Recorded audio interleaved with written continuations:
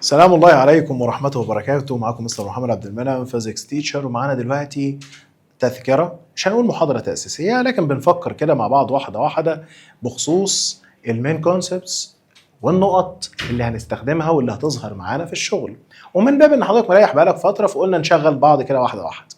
بنتكلم رقم واحد ان انا عندي الفيزيكال كوانتيتي، والفيزيكال كوانتيتيز انت خدتها في اولى ثانوي ان منها فاندمنتال ومنها درايفد. هفكرك باثنين ثلاثة منهم: الميجرنج يونت، الرمز بتاعها.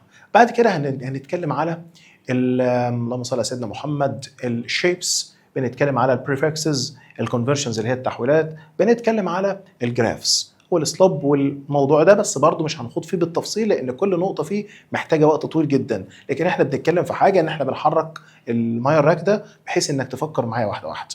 بنبدا بعد الصلاه على الحبيب صلى الله عليه وسلم. لا نسينا نصلي على النبي، الرجاله اللي معانا هي اللي عارفه وهتكمل معايا. اللهم صل على سيدنا محمد صلاة تنحل بها العقد وتنفرج بها الكرب وتفتح بها الابواب وتيسر بها الامور ومسبب الاسباب. اللهم ارفع عنا الوباء والبلاء والغباء، اللهم ارزقنا الفهم. صل على سيدك. بنبدا دلوقتي بسم الله الرحمن الرحيم. رقم واحد احنا معانا الفيزيكال كوانتيتيز، معانا السامبل، معانا اليونت، معانا السامبل بتاع اليونت دي. رقم واحد انت عارف اللينث، الميجرنج يونت بتاعتها متر، ورمز المتر ام زي ما انت عارف. معلش يبدا الستارت، انا عارف كلام اهبل بالنسبه لك بس الماس ام، ميجرنج يونت بتاعتها كيلو جرام، كي جي، التايم تي، سكند اس، الالكتريك كارنت انتنسيتي اي، امبير اي، وعندك التمبريتشر تي، وبنتكلم في الكلفن كي. خلاص دي بسيطه، انا عارف ان النقطه دي بسيطه بالنسبه لك ما فيهاش مشاكل، بس بقى معايا مش عايزين اشتغالات. بسم الله الرحمن الرحيم. ماشي. وبناء عليه يا معلم تيجي تخش بقى على النقطه اللي عليها الدور. النقطه اللي عليها الدور الحته البسيطه اللي انت عارفها من اعدادي، من ابتدائي كمان، ان الاريا لينث تايمز ويدث، الميجرنج يونت بتاعتها متر او متر كيوبيك متر. والدايمنشن فورمولا بتوع اولى ثانوي في ناس ما خدتهاش اصلا او خدتها ونسيتها، اللي هي ال باور 2 الفوليوم لينث تايمز ويدث تايمز لينث تايمز ويدث تايمز هايت، او ال كيوبيك. فانت عارف ان هي متر باور 3 او ال باور 3 الفيلوسيتي ذا تشينج ان ديسبيسمنت اوفر تشينج ان تايم. وبعد كده انت عارف ان هي متر بير سكند. انت عندك بعد كده فورس ماس تايمز اكسلريشن، بتجيب الماس بتاعت الاوبجكت تايمز اتس اكسلريشن، والميجرنج يونت بتاعتها كيلو جرام تايمز متر بير سكند. وبعد كده سوري الاكسلريشن متر بير سكند ايه سكويرد. وبعد كده اخر حاجه عندي الورك. الورك زي ما انت عارف اللي هو فورس تايمز ديسبيسمنت، زي ما كانت نقول مثال بسيط على الحته دي، حته الورك. ورك يعني ايه بالعربي؟ شغل. ويعني ايه كلمه شغل؟ انك تشتغل. فمثلا لما تيجي الحاجه تطلب منك حاجه بتقول لك قوم اعمل كذا، يوه ده انا شغال من الصبح، تقول لك اتنيل، انت ما نقلتش حاجه من مكانها. قال لا، يعني دليل الشغل ان انا احرك حاجه من مكانها؟ ايوه. طب ايه الدليل؟ ان حضرتك مبدئيا لو انا شلت اي اوبجكت من البوزيشن ده واديته للبوزيشن ده كده انا اشتغلت. لكن انت حضرتك ما تجيش تزق الحيطه او تزق عربيه تقيله جدا تقول انا اشتغلت، لا انت ما اشتغلتش. دليل شغلك ان الحاجه تتحرك. عشان كده بقول لك لازم يبقى في فورس انك تقدر تشتغل. ثانيا ان الاوبجكت اللي انت بتحركه يحصل له ديسبيسمنت، وما قلتش ديستانس، لان الديستانس ممكن تاخد الحاجه من هنا، تاخد الشنطه دي، لا تخيل تاخد الشنطه دي من هنا توديها هنا وتروح مرجعها تاني في مكانها، كده انت بتشتغل نفسك. ليه؟ لانك ما حركتهاش. لا انا حركتها، ما انت رجعتها لنفس البوزيشن، فالديسبيسمنت بزيرو. انا بكلمك في ديسبيسمنت ما بتكلمش في ديستانس، وبالتالي لما ارجع اكلم حضرتك على الورك لازم تقول لي فورس تايمز ديسبيسمنت. اتفقنا. والفورس اللي عندك نيوتن، ديسبيسمنت متر، فتبقى نيوتن متر او جول. بس عشان كده بقول لك الحاجه خفيفه مش هنكتر. طيب طبعا حضرتك عارف ان الويت اللي هو ماس تايمز اكسلريشن، والاكسلريشن اللي هي جي او جرافيتيشنال اكسلريشن او اكسلريشن ديو تو جرافيتي اللي هي جي اللي هي 10 او 9.8. بس طبعا تتكلم بسرعه، اللي هي جي 10 او 9.8 متر بير سكند سكويرد. تعالى يا اسطى. لقيت الراجل بيقول لك الكونفرشنز، لا التحويلات. بخصوص التحويلات بقى انت مبدئيا عندك حاجه بسيطه خالص. هو انا لما اقول لك ايه ده كيلومتر، كيلو متر، ايه كيلو متر بالتفصيل بالمصري، يعني ننطقها كده كيلو متر.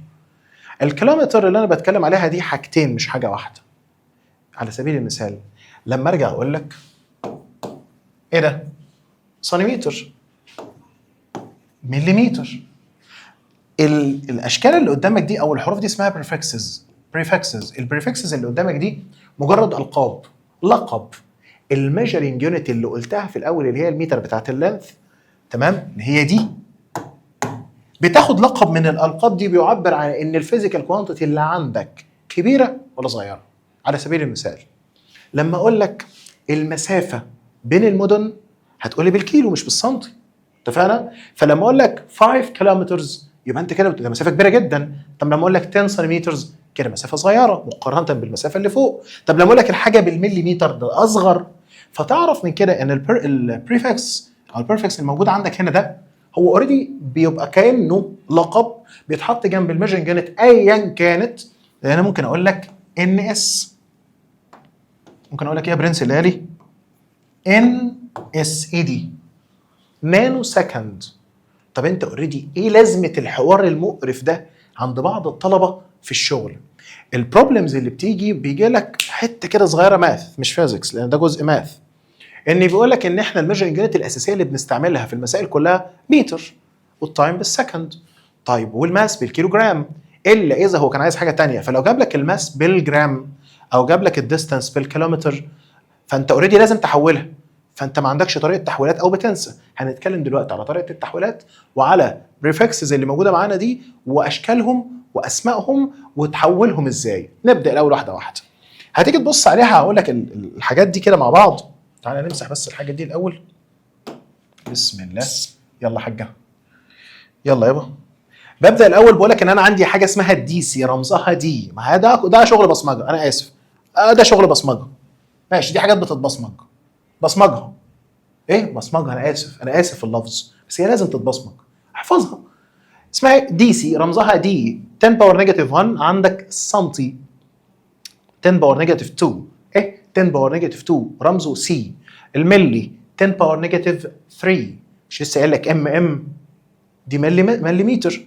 طب ما انت عندك المايكرو ام ورجلها طويله كده، لسه هقولها لك اهي يا اسطى. يبقى احنا قلنا ان الملي دي ام صغنطوطه. طب والمايكرو ام رجلها طويله. طب والنانو؟ النانو ان. معلش انا هقول لك المسميات وتفتكرها ازاي بغض النظر.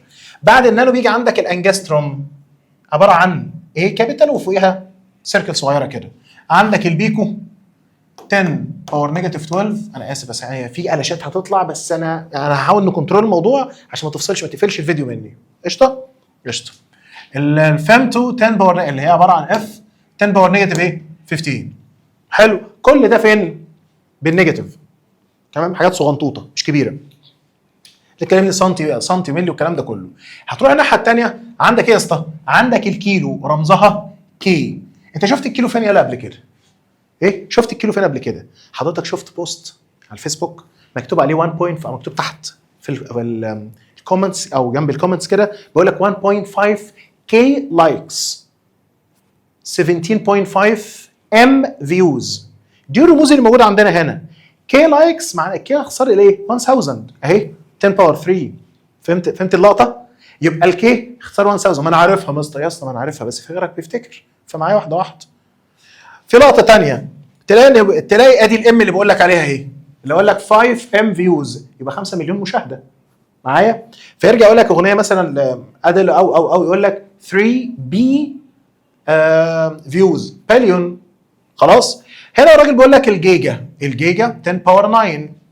الجرام اللي عندك اللي هو الجرام اللي احنا بنتكلم فيه 10 باور نيجاتيف 3. طن كام كيلو؟ 1000. الليتر لسه هنشوف التحويله بتاعته بعد كده. الويت. دي البريفكسز اللي انت هتحفظها ولا هشتغل عليها دلوقتي.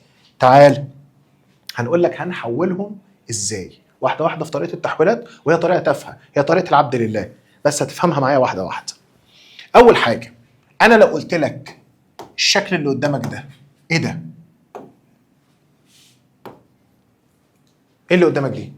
انا بقول لك حول لي 5 سنتيمتر، عايز اعرف ال 5 سنتيمتر دول يساوي كام متر؟ يعني القيمه دي تكافئ كام متر؟ يلا حول. اللي فاكر واللي فاهم انت برنس. ايوه طبيعي هقول يا مستر احنا هنقول ديفايدد 100 او هقول تايمز 100.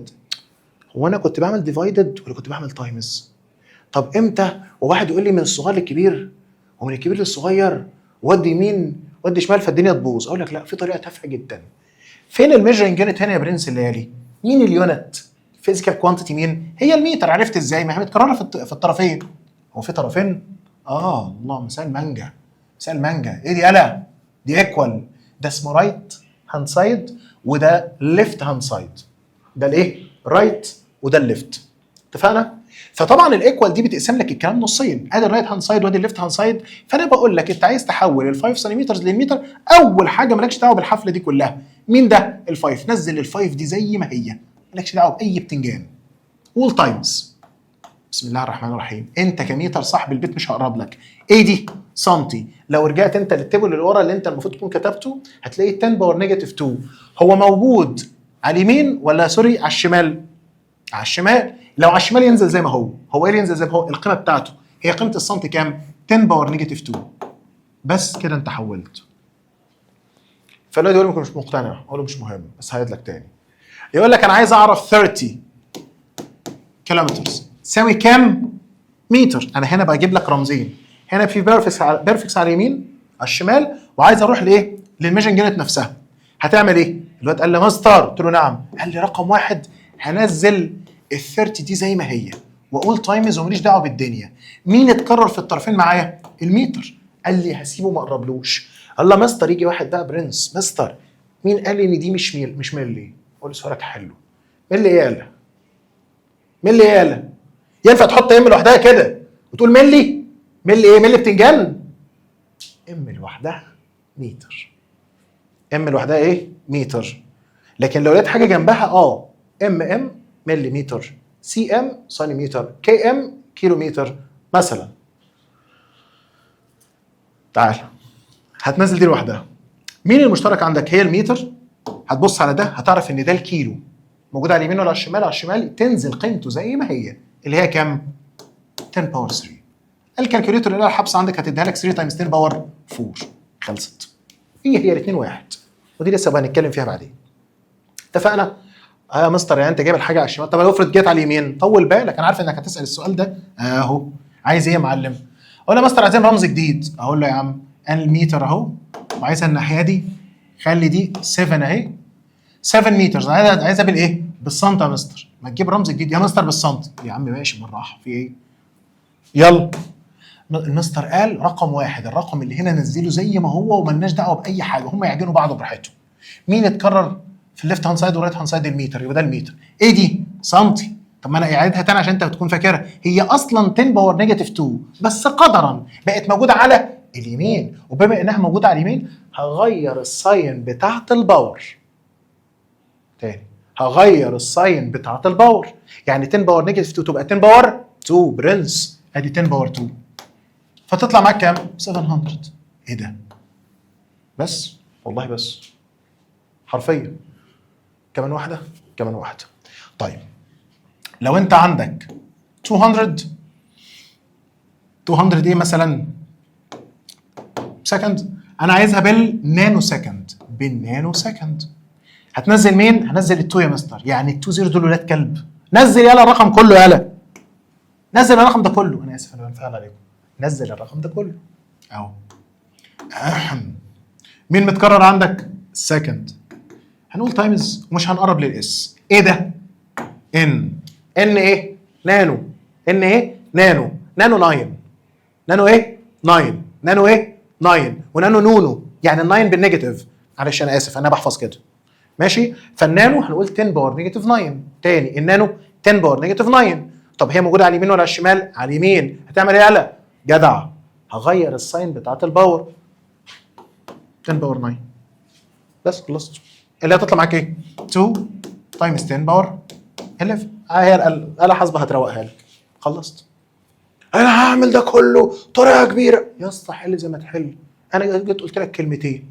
لو الرمز لو اللقب موجود على الشمال ينزل زي ما هو، قيمته تنزل زي ما هي. طب لو موجود على اليمين هتعمل ايه؟ يلا هغير السهم بتاعت الباور. انا كده حلتها لك. مستر انا جايب لك سؤال يعني ايه ملوش حل. قلت له يلا. انا مستر طب افرض الرمز ده موجود يمين وموجود شمال. تعال بص يا اسطى، لو الرمز ده اتوجد عندك يمين وشمال هتقول لك تحلها ازاي؟ مثلا هنقول 4 كيلومترز. انا عايزها بالايه؟ بالمايكرو متر. سؤال طرش. بص بقى في الطرش منه، بيقول لك يا معلم هتعمل ايه؟ فالواد قال لي مستر انا هصلي على النبي، قلت له عليه الصلاه والسلام. قال لي رقم واحد، طب استنى، احنا نوسع لنفسنا مسافه، نوسع لنفسنا مسافه كده ونخلي دي تبعت سيكه. قلت له ماشي، ادي المايكرو متر اهي. والواد قال لي يا مستر انت انا اصلي على النبي زي ما حضرتك قلت، هننزل مين الاول؟ الفور، ونقول تايمز، احنا مالناش دعوه مين اتكرر هنا وهنا، المتر. سيب المتر زي ما هي على الرايق، خلي حياتك على الرايق، اهدى، هتتوتر مش هتحل، خليك برنس في نفسك. تبدا يمين ولا شمال؟ جدع شمال. اشمعنى؟ ده البدايه. طب ايه ده؟ كيلو، حافظها؟ مش حافظها؟ بصوا هتحفظها واحده واحده عادي. 10 باور 3، نزلها زي ما هي، ادي 10 باور 3 تايمز الا ابو رجل طويله دي ايه؟ مايكرو. 10 باور نيجاتيف 6 ايه؟ 10 باور نيجاتيف 6، بس قدرا هي على اليمين فتغير الساين بتاعت الباور تبقى 10 باور 6. برنس يلا، دي تبقى 4 تايمز 10 باور 9. لو في حته مثلا قدرا انا بشر مش كالكوليتور مش آلة، مثلا بجمع رقم بودي حته، قلنا تايمز قلنا بلس، في حته الماس سقطت حته عديها ماشي مثلا. فظبطنا دي، كمان واحده كمان واحده. هنقول 8، هنقول 8 ايه يا معلم؟ هي خلصت 8 فيمتو سكند. عايزها بالايه؟ عايزها بالنانو سكند. طب اعمل ايه؟ الواد قال لي يا مستر انا مش عارف الرموز دي، ايه الرموز الغريبه دي؟ قلت له انا زيك يا عم، بس انا عارف ان ده هينزل زي ما هو، وول تايمز الرقم اللي بره ده مالكش دعوه بيه، نزل الرقم زي ما هو. مين متكرر عندك؟ سكند، سيب السكند زي ما هو، على الرايق على الرايق. نبدا من الشمال، مين دي؟ فهمته في التيبل اللي ورا كان 10 باور نيجاتيف 15. مش دي فهمته اللي اخترعها احمد زويل؟ اخترعها. طب اما اشوفك بقى وهنتناقش في الحته دي. الفهمته اللي عندنا دي اوريدي هي 10 باور نيجاتيف 15 على الشمال تنزل زي ما هي، ادي 10 باور نيجاتيف 15 تايمز ايه ده؟ نانو، قيمته 10 باور نيجاتيف 9، بس قدرا على اليمين بقت 10 باور 9. في ادنى مشكله؟ هتنزل الكالكوليتر هتديك دي 8 تايمز، الاثنين دول يخلصوا مع بعض ازاي؟ 10 باور نيجاتيف 6 نانو سكند. اهي كده. مفيش تحويله هتقابلك من وقت من دلوقتي لحد ما تخلص تعليم الا بالطريقه دي، هتحل لك اي حاجه في الطرش منه. يلا صلي على سيدك كده. يبقى انتهينا من النقطه دي زي ما انا وريتها لك. ادي حته الفيمتو 10 باور نيجاتيف 15 وبقى كده خلصناها. صلي على سيدك. نروح بقى على جزئيه صغنطوطه كمان وراها. اين هي؟ ماذا هناك؟ يلا اخلص حمل انجز، الناس قاعده بتتفرج علينا.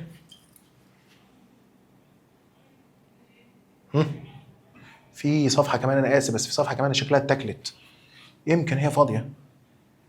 هنقطعها في المونتاج، الناس قبل المونتاج. هي صفحه واحده، انا اسف والله عندي دي.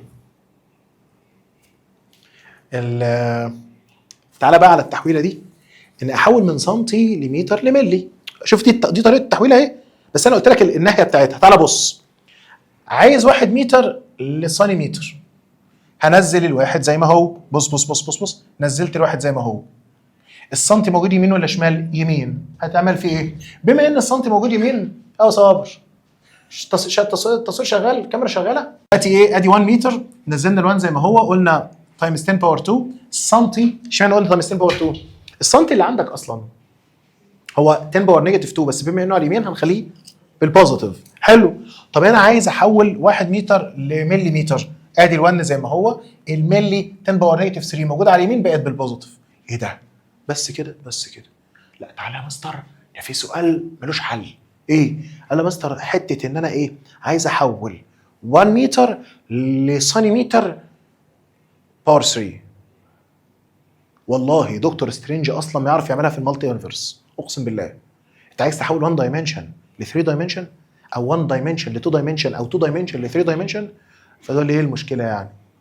اقول لك يعني ايه؟ بص، رقم واحد الدايمنشن اللي هي ال 2 دي وال 3 دي، انك بتروح السينما، هي السينما الاول 2 دي ولا 3 دي؟ طب السبوره دي او السمارت بورد دي 2 دي ولا 3 دي؟ طيب مبدئيا اي حاجه على شاشه هي 2 دايمنشن، ادي دايمنشن وادي التاني، هي مش مجسمه، الرقم ده مش مجسم في الهواء. انت بتروح السينما تلبس النضاره اللي بتعمل لك الثيرد دايمنشن بحيث ان تطلع الصوره قدامك فتبقى مجسمه. القلم اللي قدامك ده مجسم قدام انا، مجسم تمام. او لو انا جبت اي بوكس او اي علبه ليها لينس وليها ويتس وليها هايت كده، ليها 3 دايمنشنز. لكن لو هنتكلم فانت بتتكلم في حته ال 2 دايمنشن وال 3 دايمنشن. فمبدئيا انا احول من سنتي لمتر او من متر لسنتي بس. لكن في واحد يقول لي يا مستر طب انا لو عايز احول من سنتي لسنتيمتر باور 2 ما تنفعش. فعشان كده لما نيجي نبص الناحيه دي بتيجي تبص تلاقي ايه يا اسطى؟ بتلاقي ان انا عندي لو انا رايح اتكلم على الجزئيه دي هتلاقي ان انا عايز احول من سنتيمتر لمتر. سهله رايقه شغال. هقول لك يا مستر هنا في 1 كاني نزلت ال1 وقلت تايمز وده متكرر فقلت تايمز 10 باور نيجاتيف 2 على الرايق سهله. بس لو قال لك سنتيمتر باور 2 لمتر باور 2 هتعمل ايه؟ ففي واحد قال لي بص يا مستر انا ههدي دماغي ومثلا هنا في 5، المستر قال لي نزل ال5 اللي هو الرقم اللي قدامك وقول تايمز ومالكش دعوه. كاننا انا ببسطها عشان ما تنساهاش مش هتغلط فيها تاني خالص. الحته دي عشان ما تغلطش فيها خالص. هتقول ايه؟ الواد قال لي يا مستر مش كاننا يا مستر. قلت له ايه؟ قال لي ده مش سنتي وده متر، فكاني قلت تايمز 10 باور القيمه بتاعتنا باور نيجاتيف 2، ويا مستر بما ان في باور هنا وفي باور هنا فانا هروح حاطط الباور ده فوق ويبقى عندي 5 تايمز 10 باور نيجاتيف 4. لا يعني عشان احول من سنتيمتر باور 2 لمتر باور 2 اقول تايمز 10 باور نيجاتيف 4. ايوه على طول. بس اللي بيحب يفكر نفسه بطريقه بيننا وبين بعض ازاي تطلعها تبقى كده. طب تعرف يا اسطى تعالى كده، تعرف تحول 7 سنتيمتر باور 3 لمتر باور 3؟ فالواد قال لي بنفس الطريقه انا مش هعمل جديد زي ما حضرتك قلت يا مستر. هننزل مين؟ قول معايا، قول هننزل مين؟ 7 جدع، ونقول ايه؟ تايمز، وده سنتي وده متر، فانا هقول تايمز 10 باور نيجاتيف 2 على الرايق. حلو. وبناء عليه بس ده باور 3 وده باور 3 انا هروح حاطط هنا باور 3 فيبقى 7 تايمز 10 باور نيجاتيف 6.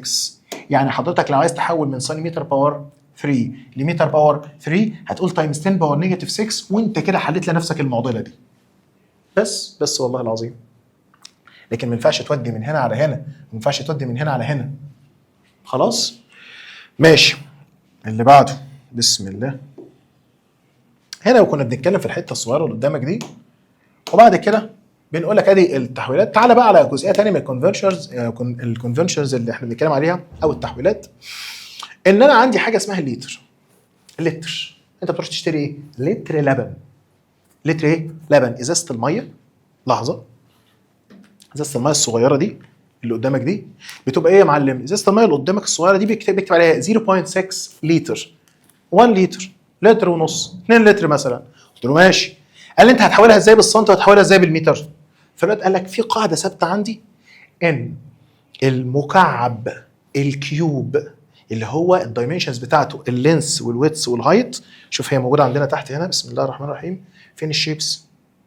اهو. انت 3 دي يا اسطى ولا مش 3 دي؟ شوف انا هدور معاك على 3 دي. 3 دي ولا لا؟ سيبوني انا بدور معاكم نكتشف الشاشه سوا. اكتشف الخامات والمسير. انا اسف والله. انت ايه يا اسطى؟ هل هتديني اهو. ايه ده يا اسطى؟ ده كيوب. ده الكيوب اللي معانا. الكيوب اللي قدام حضرتك ده كده ايه؟ فهناخد البيز اللي تحت دي. ده كده لينس اهو، وده كده ويتس، وده كده هايت اللي ورا ده كده 3 دي فيجر، 3 دايمنشنز. فاهمني؟ فالكيوب اللي قدامك ده كمكعب، انت لو كل دايمنشن من ال 3 دايمنشنز متر، متخيل الحجم؟ يعني انت قدامك زي خزان الميه، عندك هنا الدايمنشن ده متر والدايمنشن ده متر والدايمنشن ده متر، زي الزهر الصغير، النرد الزهر الصغير بتاع الطاوله ده. فكل دايمنشن منه متر، بقى اصبح معاك خزان ميه على شكل كيوب، الدايمنشنز بتاعته متر متر متر. ولو معاك ازازه ميه لتر، تفضي في خزان الميه ده كام ازازه عشان تملاه؟ تخيل 1000 ازازه. مش فاهم. يعني انا رايح اقول لك ان ال 1 متر باور 3 في كام لتر؟ في 1000 لتر. في 1000 لتر. الكلام ده فين؟ اهو يا اسطى. اقول لك ان ال 1 متر باور 3 في 1000 لتر. اهو 1 متر باور 3 في ايه؟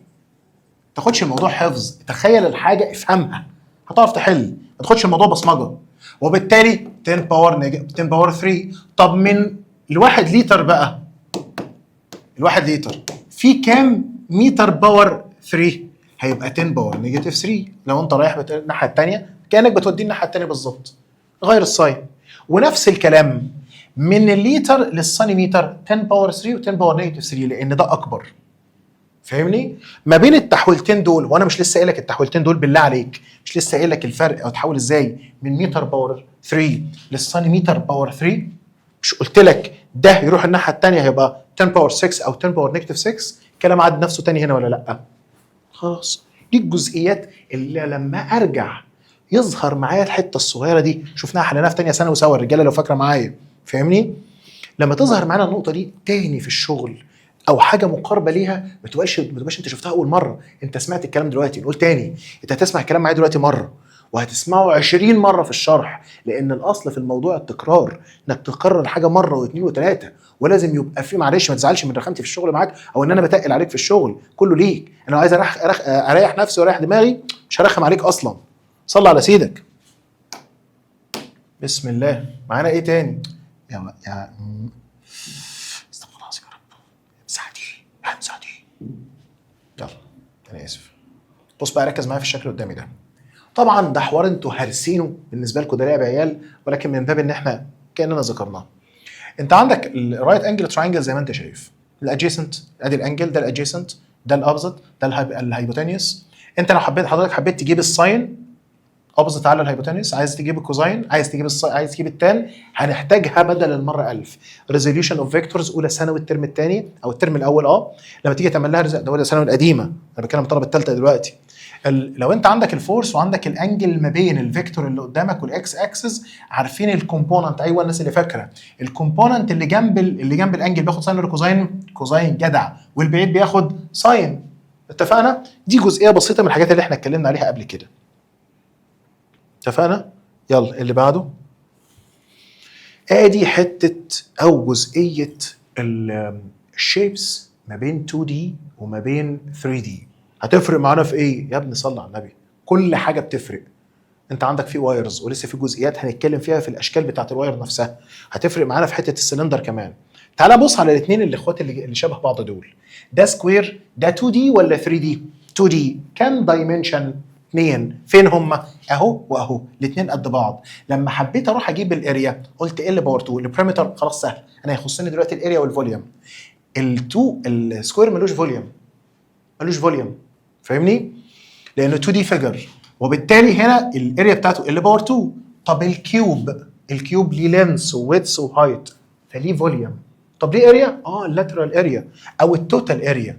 لو انت رايح تجيب الفوليوم بتاعه بتقول اللينس تايمز الويدث تايمز الهايت، ولكن بحكم ان هم قد بعض فبقول ال باور 3. وهنا لما اروح اقول لك التوتال اريا واقول لك اللاترال اريا، الكيوب اللي قدامك او الكيوبويد، خليك كيوب، في 4 فيسز، 4 اوجه، يمين شمال قدام ورا، دي اسمها اللاترال اريا. فانت بتجيب الاريا بتاعت جنب الواحد وتضربها في 4. طب التوتال بتجيب الاريا بتاعت التوب والاريا بتاعت البيز وتجمعها عليهم. فعشان هنا انت جبت الاريا بتاعت ال1 فيس اللي هو ده ال باور 2. لو انت عايز تجيب اللاترال هتجيب بتاعت الاربعه التانيين. طب التوتال هتقول 6 اللي فوق واللي تحت كمان. صعبه؟ نقول الكلام تاني. عندك ريكتانجل، لو انت راح تجيب الاريا لينس تايمز ويدث، البريمتر انت عارفه، راح تجيب الاريا بتاعت البيز لينس تايمز ويدث. طب الفوليوم لينس تايمز ويدث تايمز هايت، وادي الاريا اوف ايه؟ الفوليوم الاريا اوف بيز. دي قاعده بقى ثبتها عندك، عايز تجيب فوليوم اي فيجر اريا اوف بيز تايمز الهايت. اتفقنا؟ طب اللي بعده السيركل والسفير. السيركل هي دايره على البورد كده زي ما انت شايف اهي، هي الدايره اللي انت شايفها على البورد دي سيركل. لكن السفير اللي هي الكوره، البطيخه، ما حدش يزعل من كلمه بطيخه لان ده اللقب اللي هتاخدوه او اللي انتوا واخدينه من اولى ثانوي. البطيخه دي سفير، لكن السيركل اللي على البورد او الوايت بورد او السمارت بورد او على كشكولك دي 2 دي ملهاش فوليوم. طيب هنا ما تنساش ان الاريا بتاعتها باي ار باور 2، والبريمتر اللي انت عندك 2 باي ار، البريمتر ده 2 باي ار اللي انت شايفه ده كده، ده 2 باي ار تمام. اما الاريا اللي انا مظللها لك جوه دي باي ار باور 2. هنا طبعا انت بتحفظ الاثنين دول، السيرفيس اريا 4 باي ار باور 2 ام 4 اوفر 3 باي ار باور 3. كقوانين وكحفظ لا تعنينا في شيء، لا تعنينا في شيء مقارنه بالفهم بتاعها. اللي بعده تعال بص بقى على اخر جزئيه معايا، انا مش عايز اطول عليك فيها. انا برضه الموضوع ان انا بذكرك، هل الموضوع ان انا هيخبطك حصه ساعه ونص او ساعتين واحنا لسه بنقول يا هادي؟ اذا كان انت اول ما تفتح بتشوف قد ايه؟ ايه ده ساعتين؟ لا مش شايف ده كله. ثم الحاج 2 اكس يشتغل تروح انت مشغلها كلها ثم تطلع وترجع تاني؟ لا هم كلمتين واحده واحده واحنا مع بعض بالتفصيل ان شاء الله. لما تيجي تتكلم على تراينجل خلاص انت عندك الانجل فبتروح تجيب الساين او الكوزاين او التان او الاريا بتاعتها. دي المعلمه اللي نصحصح معاها ونديها حقها شويه. الدكتوره اللي معانا السلندر دي لما تبقى هوريزونتال كده او ده كده، ده شكل الواير الالكتريكال واير او السلوك الكهرباء، سلك الكهرباء زي القلم ده كده عباره عن واير، عباره عن سلندر. فلما تيجي تتكلم عشان دي حته صغنطوطه على دي، هتلاقيني بتكلم عليها فكره مساله شابتر 2 ليسن 1 في الماجنتيك فيلد اوف واير ومبنيه على شكل السلندر. عشان واحد بيقول لك لازمته ايه؟ الحته دي فكره مساله، فانت بتفهمها بتاخد خدت عنها فكره وهتنساه وهرجع افكرك بيه وهتنساه، بس جمع الكلام معايا واحده واحده. لما اقول لك انا عايز اعرف الاريا اوف بيز، في الواد هيجي يفكر هو البيز على شكل سيركل والاريا بتاعت السيركل باي ار باور 2. طب بعد كده الفوليوم، مش لسه قايل لك فوق هنا يالا ان الفوليوم اريا اوف بيز اهو تايمز الهايت؟ الواد هيقول لي ايوه. اقول له طب الاريا اوف بيز ما هي مستر باي ار باور 2 والهايت رمزه اتش، يبقى باي ار باور 2 في اتش. وصلت؟ فيها مشكله؟ طب ما هو نفس الكلام لو رحت على الكيوب. الكيوب هو البيز اللي البيز بتاعه كحته بيننا كده بقى، الكيوب البيز بتاعه مش عباره عن اريا اوف سكوير اللي هي ال باور 2 والهايت ال، عشان كده بقى ال باور 3. ماشي اتفقنا. تعالى بقى معايا على الحته دي، مش هطول انا معاك فيها قوي من باب ان احنا اتكلمنا عليها مع بعض قبل كده كتير، بس هنتكلم عليها دلوقتي تاني واحده واحده. انت عندك في الشيبس اللي قدامك ده مش رسم، خلينا كده القلم العادي. تعالى واحده واحده. ده اسمه ايه اللي فوق ده؟ واي اكسس، وادي الاكس اكسس، وادي الزيرو. معانا ايه؟ الجراف. وما ادراك ما اسئله الجراف؟ اسئله رايقه، اسئله حلوه قوي، لان الجراف عباره عن كلام مرسوم مش مكتوب. كلام او البروبلم، الراجل اللي حط السؤال ده قال كلام كتير جدا في الرسمه. وعندنا ريليشنز، عندنا في دايركت وفي انفرس، في يونيفورم وفي نون يونيفورم. اتكلمنا في الرجاله الناس او الناس اللي فاكره معايا من اولى ثانوي، احنا اتكلمنا في الموضوع ده باستفاضه شديده جدا جدا جدا. وفي ناس دلوقتي ما شاء الله حاطه رجل على رجل قدام اي جراف. انا هرسم لك الجراف واحده واحده واسالك ايه الجراف ده. لما ارسم جراف اهو، وجراف اهو، وجراف اهو، هنقول ده 1 2 3. ايه الفرق ما بينهم؟ حلو، تقدر تطلع الفرق؟ هل دي شويه اسئله هنسالها سوا، هل ليهم نفس الاسلوب ولا لا؟ ولو ليهم نفس الاسلوب، ازاي ليهم نفس الاسلوب وهما مش بادئين من نفس البوينت؟ ويجي سؤال تاني اهم، يعني ايه اسلوب؟ حلو.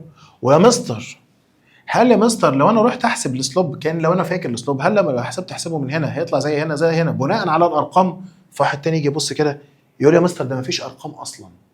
هل برضو اقدر احسب الاسلوب ومفيش ارقام؟ دي حسبه ثالثه. فارجع اقول لك واحده واحده، اقول لك ان الجراف اللي قدامك عموما لما نيجي نتكلم على الاسلوب، امسح يابا الكلام ده كله. لما نيجي نتكلم على الاسلوب قدام حضرتك تلاقي ايه يابا؟ بص يا صديقي العزيز، ادي هنا مثلا الديستانس وادي التايم.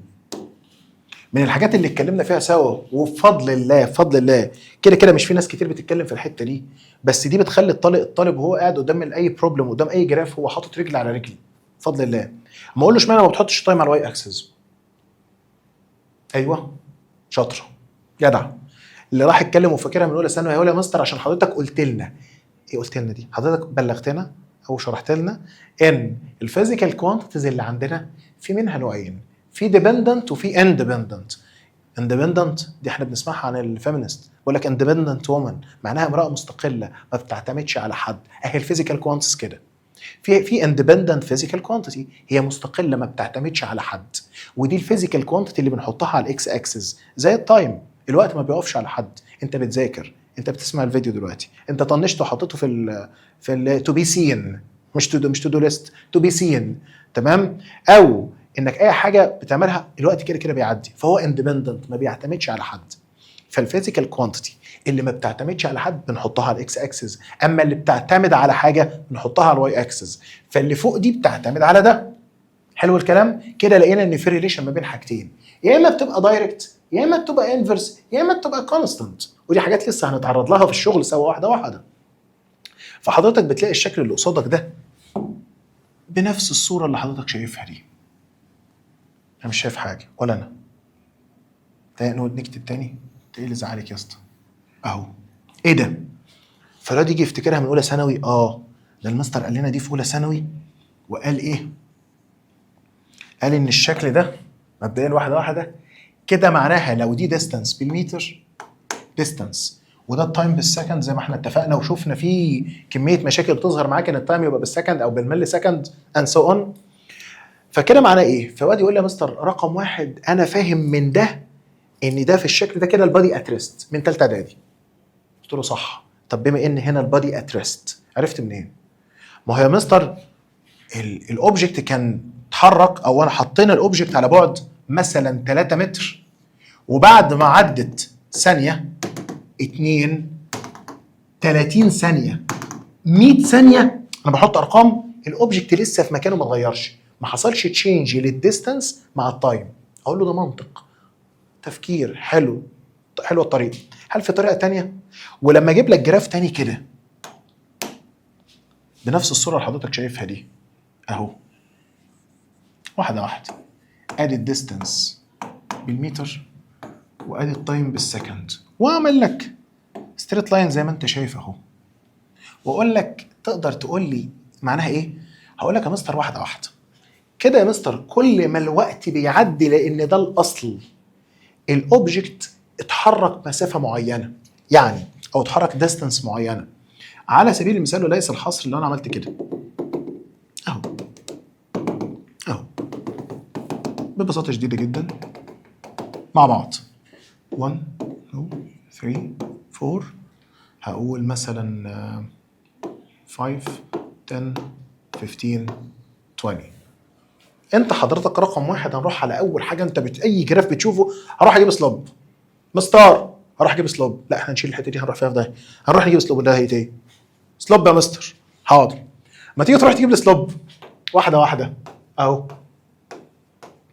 فالسلوب زي ما قلنا دلتا واي على دلتا اكس، يعني لتشينج لتو بوينتس انت بتختارهم تشوف التو فاليوز بتاعتهم على الواي اكسس وعلى الاكس اكسس. فمستر هنقول النقطه دي مثلا، النقطه دي البوينت دي اهي، والبوينت دي. تعال نروح نجيب دلتا واي على دلتا اكس. هنا ادي النقطتين دول اهم، وادي النقطتين دول اهم. دلتا واي على دلتا اكس اهو، ادي دلتا واي، ده الشغل اللي انت اشتغلته في اعدادي. دلتا واي على دلتا اكس يعني هتقول 15 5 وتحت 3 1، فوق تديك كام؟ 10، تحت تديك كام؟ 2. يعني بكام يا برنس اللي هي رمانة الميزان؟ ب 5 كرقم. لان الناس اللي فاكره وبفكر تاني، السلوب بيديك حاجتين. مستر ايه يالا؟ يعني ايه سلوب؟ اقول له سلوب معناها ميل. السلوب ده في حد ذاته معناها كلمه ميل، وميل جاي من حاجه مايله. هو فين ايه الحاجه اللي مايله؟ تعرف ان الستريت لاين ده مايل على الاكس اكسس. هو لو كده هو منطبق على الاكس اكسس، نايم على الاكس اكسس، فما فيش انجل بيميل بيها. زي ما تلاقي عماره كده، الوضع لاي عماره تبقى كده. لو لقيت العماره عامله كده هتقول العماره دي ايه؟ مايله. عندنا الستريت لاين ده مايل عن الاكس اكسس، مال بقد ايه؟ مال بالقيمه اللي قدامنا دي. فالسلوب عندنا كميل له اصلا بيدينا حاجتين. السلوب اللي عندنا بيدينا رقم از فاليو، وبيدينا فيزيكال كوانتيتي، دي اللي احنا كنا بنتكلم عليها في الاول. الرقم طلع معانا بكام؟ ب 5، والاثنين دول بيساووا بعض اصلا. طب لما انا جيت اروح اجيب الفيزيكال كوانتيتي، فالواد فكر كده قال هو مين على الاكس اكسس؟ ديستانس دلتا واي معناها دلتا دي. طب ومين على ايه؟ سوري، على الواي اكسس، مين على الاكس اكسس؟ تايم دلتا تي. قال لا ده دي فيلوسيتي. يبقى انت كده قصدك ان الفيلوسيتي، امسك العقل كده، قصدك ان الفيلوسيتي ايكوالز كام؟ 5. 5 ايه بقى؟ يا اسطى ده كلام، ده كلام اهي. مش بتقول دلتا واي، واي ده بالمتر، يبقى هتقول 5 مترز بير سكند. يبقى الفيلوسيتي بتساوي ايه؟ 5 مترز بير سكند. ايه ده؟ هي دي الليله كلها. تخيل اي جراف بيجي لك كده، انك تاخد الفيزيكال كوانتيتي اللي على الواي مع الفيزيكال كوانتيتي اللي على الاكس وتعمل لهم ديفايدد. دول هتلاقيهم عندنا في مسائل طول السنه. انا ما بتكلمش على قانون ثالثه اعدادي، انا بتكلم ان انا هعمل اسقاط من ده على كل البروبلمز اللي هتقابلنا طول السنه، واللي هنبدا فيها بليسون 1 شابتر 1 في الالكتريستي في اومز لو كمان. انك لما تيجي تعمل ديفايدد لده على ده هيديك فيزيكال كوانتيتي جديده خالص مش موجوده في الجراف، ودي اللي بنحل بيها البروبلمز. مستر في طريقه ثانيه احل بيها؟ فؤاد يقول لي بص يا مستر انا هعمل حركه صايعه. ايه ده كله؟ انا برنس في نفسي. انا هاخد يا مستر اخر رقم ده وهقول القيمه اللي فوق دي على القيمه اللي تحت دي، وهتعرف ان كلامي صح. يعني 20 على 4 تديك كام؟ 5. شفت يا مستر انا صح ازاي؟ بدل الهري اللي التمرين ده كله انا بحل اسرع منكم. اقول له انت صح، انت برنس. تعالى كده، تعالى كده وانت برنس. شايف الجراف ده؟ ولا ايوه يا مستر. الجراف اللي قصادك عندك الستريت لاين اهو، القيمه الفاليو دي تحت ب 3 اهي، ان شاء الله تكون ظاهره في الفيديو، ان شاء الله ظاهره. والقيمه اللي فوق دي بكام؟ ب 4. والقيمه اللي تحت دي ب 2. في عندنا مشكله؟ خليها 1. خليها 1 اهي. القيمه اللي تحت دي ب 1 اهي. فقلت له هات لي سلوب. اقفل الكلام ده كله كده. قلت له هات لي سلوب. فالواد قال لي يا مستر سهله. انتوا انا هفضل الف زيكم. انا واحد بحل بسرعه بدل ما انتوا بتحلوا كتير كده، عشان انا واحد بقول لك نقطه من واي على نقطه من اكس. قلت له طب تعالى. قال لي يا مستر نقطه من واي يعني 4 على 3، يبقى 4 على 3. غلط. ليه؟ انت الاصل تقول دلتا على دلتا، التشينج بتاع الواي على التشينج بتاع الاكس، مش بمزاجك. ما تختارش نقطه على نقطه، لانك لو رحت تجيب التشينج من هنا، بص التشينج من هنا يديك ايه؟ يديك كام بقى يا معلم؟ اهو، عشان تعرف ان الحل بتاعه غلط. انت قلنا 4 اوفر 3. التشينج اللي عندك هتقول 4 وادي 1 على 3 ماينس 0. عارف هتطلع كام من دي؟ 3 اوفر 3 تديك 1. تعرف ان دي القيمه، ده السلوب. والمساله اختلفت، والتشويسز اللي موجوده عندك هتجي لك دي كتركايه ودي الانسر. وصلت؟ تعالى على الحته كمان، ان بناء على الكلام اللي حضرتك شايفه ده واحده واحده كده، بروح الاقي ايه؟ اروح الاقي يا برنس اللي قال يا رمانه الميزان ان انا لو عندي الجراف بالصوره دي كده واحده واحده، ولسه هنجاوب على النقطه دي اللي احنا بنتكلم عليها. وادي الستريت لاين، والانجل اللي تحت دي مثلا 45. فانا جيت قلت لك بناء على الشكل اللي قصادك ده تقدر تجيب السلوب. طبعا اللي فاهمها، انا عارف الطلبه بتاعتي حلتها 100 مره، وفي طلبه ثانيه كتير جدا حلتها 100 مره. بنفكر بعض تاني، ايه الطريقه الثانيه اللي تجيب بيها السلوب؟ فقال لي مستر الطريقه الثانيه اللي اجيب بيها السلوب يعني الميل هو تاني الانجل. تاني انهي هي انجل؟ يا مستر الانجل اللي ما بين الستريت لاين والاكس اكسس.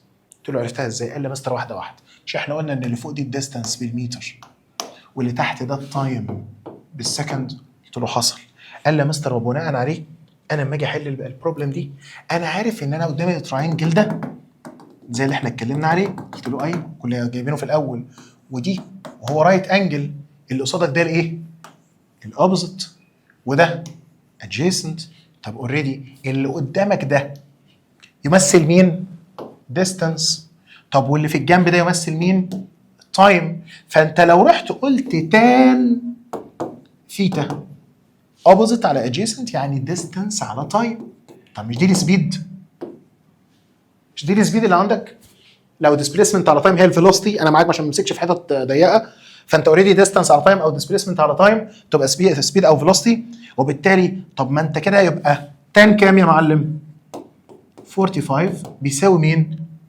يساوي الفي، وتان 45 بكام؟ 1. يبقى انا عندي طريقتين اجيب بيهم السلاب، يا دلتا واي على دلتا اكس لو انت عندك ارقام. لكن لو انت ما عندكش ارقام اصلا، ما عندكش فاليوز عشان تجيب دلتا على دلتا، هتضطر تروح تجيب مين؟ تاني الانجل. اتفقنا؟ شغال؟ شغال. طب يا مستر لازمتها ايه يعني دي؟ افرض ما جاتش انجل، اقول له تعالى اهو اهو عندك ادي ستريت لاين وادي ستريت لاين كمان، وده اسمه بي وده اسمه بي. ايه يا اسطى ده اسمه ايه؟ اصحى معايا كده يا عم، اصحى، انا اسف. ده اسمه ايه وده اسمه مين؟ بي. Which line has a greater slope and why؟ اقول لك. اولا مفيش ارقام عشان الطالب البصمجي اللي راح يجيب دلتا واي على دلتا اكس خلاص، وانا بروح حاطط له مثلا هنا الانجل، ودي طلبه كتير وقعت فيها ان بنحط الانجل هنا كام؟ مثلا 10. دي فكره ثانيه انا اتغاضى عنها دلوقتي عشان انت ما تتوهش مني. هقول لك انهي واحد من دول اكبر. كل ما الستريت لاين يبعد عن الاكس اكسس اكتر كل ما السلوب بتاعه يكتر او يكبر او يبقى قيمته اكبر. عرفتها ازاي؟ طب ما انت عندك الستريت لاين ده الاول اللي اسمه بي، عندي هنا ليه انجل اسمها سيتا بي. طب وده ليه انجل تانية اسمها ثيتا اي. طب ما انت بالنظر عارف لقيت كده عندك ان ثيتا اي greater than ثيتا بي. طب انا استفدت ايه يعني؟ ايه اللي انا استفدته؟ ما انت طالب لو شواف هتعرف ان كل، شوف هنقولها من زمان وبنقولها تاني، كل ما الثيتا تزيد او تبقى اكبر فالتان بتاع الثيتا دي بيبقى اكبر. طب انا استفدت ايه؟ طب ما هو التان ده لما يكبر معناها ان السلوب يبقى اكبر. ودي فكره مساله والله العظيم. والله يعني كده يا مستر عشان ثيتا ايه هي اكبر من ثيتا بي يبقى السلوب بتاع ايه هو اكبر من السلوب بتاع بي. ايوه ايا كان السلوب مين، ايا كان هو مين، بس انا فهمت بالارقام. في طريقه تانية، في طريقه تانية بس هنقولها ان انا بثبت فاكتور وبلعب مع فاكتور تاني، وهتلاقيها موجوده عندك في الحل على اليوتيوب برضه في حل كتاب المعاصر. نفس الفكره على حته زي دي بالظبط تيبيكال، بحيث انك تاخدها مره بالانجلز ومره تاخدها بالجزئيه دي. طب يا مستر هو انا لما يجي لي شكل الجراف كده ده معناه ايه؟ يا مستر ان الستريت لاين بدأ من الحته دي، ده معناه ايه؟ اقول لك واحده واحده. دي بقى بتوصلنا ان اي ستريت لاين في الدنيا ليه ايكويشن بتوصفه لما يكون لينير، ان y equals mx plus c. مين y؟ y axis. مين x؟ x axis. مين c؟ the intersection of the straight line with the x axis. يعني انت عندك القيمه دي لو 3 النقطه دي تمثل السي. امال مين الام؟ الام هنا هو السلوب. فراد يقول لي مش مقتنع. عنك ما اقتنعت بس هعيد تاني لله مش ليك انت. بص يالا، انت لو عندك الجراف الصغنطط ده الواي وده الاكس والستريت لاين بادئ من هنا كده، انا السي هنا بكام؟ السي كده بزيرو. يعني انت لو رحت تكتب الايكويشن دي هتطير السي، يعني هتكتب واي ايكوالز ام اكس. طب ما انت لو رحت تطلع الام لوحدها هتساوي ايه؟ هتودي الاكس الناحيه دي تبقى واي على اكس. مش ده السلوب؟ يبقى السلوب اللي عندك من الايكويشن ان الام دي تمثل السلوب. انا استفدت، هو كان واقف بس انا هعمل نفسي ان انا كملت. انا استفدت ايه؟ اقول لك ان مبدئيا لما يجي لك الستريت لاين بالشكل ده وتبدا من الاوريجن بوينت فكده الانترسكشن بزيرو، وان الام هنا بالسلوب، ونفس الشكل هنا الام فيه برضه بسلوب. يعني لو انا كتبت لك مثلا ان الواي equals 3x plus 5 اعتبر ان القيمه دي مش ب 3 مثلا وهعمل لك هنا 5، ده معناه ايه؟ ان الانترسكشن مع الواي اكسس قيمته 5، وان قيمه السلوب معانا هتبقى بكام؟ ب 3. فاهمني؟ لان دي مساله بروبلم معانا. جزئيه موجوده عندنا في تشابتر 1. طب ما انت هتلاقي اختها الشكل ده كده في تشابتر 5 في المودرن فيزيكس. طب ما انت هتلاقي ان انت عندك ستريت لاين كده. طب هما الثلاثه دول بارلل مع بعض ولا لا؟ ايوه، لما تلاقي الثلاثه بارلل فالثلاثه ليهم نفس سلوب، لان هما مايلين بنفس درجه الميل على الاكس اكسس. فانا مش عايز اكتر عليك لان موضوع او الجرافس كتيره جدا، بس اخر فتفوته هقول لك الحته دي والحته انت فاكرها، اني لما اعمل لك الجراف ده لسه جراف، يعني ممكن نقول تو بي كونتينيود مثلا، ان يكون عندك الجراف كده، دي عندنا في المنهج. لا، ايه الجراف ده؟ طب ما انا ممكن اقول لك الجراف اللي عندك ده في جراف كده وفي جراف كده. الجراف اللي قدامك ايه الفرق ما بين الجراف ده والجراف ده والجراف ده؟ ايه الفرق ما بين الثلاثه من حيث السلوب؟ والحته الاخيره عشان ما بقاش انا طولت عليك، انك لما تيجي تلاقي الجراف اللي احنا اتكلمنا عليه ده، ادي دي الديستانس بالمتر وده التايم بالسكند، وتلاقي الستريت لاين اللي عند حضرتك كده، فانت تقول لي البادي اتريست لان الاوبجكت ما اتحركش. اقول لك ان الستريت لاين ده بارلل مع الاكس اكسس في السيتا اللي عندنا هنا بزيرو. فلما تيجي تروح تجيب تان سيتا اللي هي تان زيرو تطلع بزيرو. الله، يبقى كده السلوب اللي عندك هو بيساوي زيرو. طب هو السلوب ده مش كان ديستانس على تايم؟ يعني كان فيلوسيتي، يعني الفيلوسيتي بكام؟ بزيرو. عشان كده البادي ات ريست. انا في الاخر بنفنش. لو حبينا نضيف لك حاجه ونعمل بارت 2 لجزئيه الجرافس لوحدها ونتعمق فيها هنظبطها. لو عايز فيديو تاني لجزئيات الجرافس ونفصل الحاجات دي بتعمق اكتر، قول لنا في الكومنتس. اشوفكم على خير.